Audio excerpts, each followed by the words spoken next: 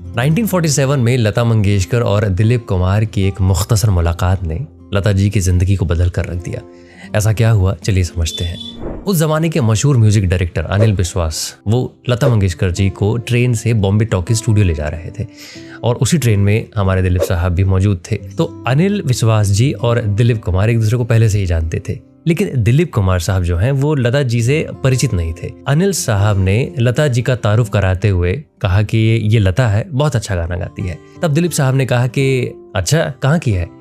तब अनिल दा ने बताया कि ये महाराष्ट्रियन है और उनका पूरा नाम लता मंगेशकर है। उस दौरान दिलीप साहब ने एक टिप्पणी की जिसने लता जी की जिंदगी पर गहरा असर डाला। उन्होंने बड़े प्यार से फरमाया कि जो गायक उर्दू ज़बान से वाकिफ़ नहीं होते उनका तलफ़्फ़ुज़ ख़राब होता है, उनका शब्दों का उच्चारण ठीक नहीं होता, जिसके वजह से जो गानों की मधुरता है, जो गानों की खूबसूरती है वो ख़राब हो जाती है, वो कहीं खो जाती है। अब ये सुनकर लता जी को थोड़ा सा बुरा लगा, ये बात थोड़ी सी अटपटी लगी, लेकिन बाद में उन्हें ये एहसास हुआ कि दिलीप साहब ने जो बात कही थी वो ठीक कही थी।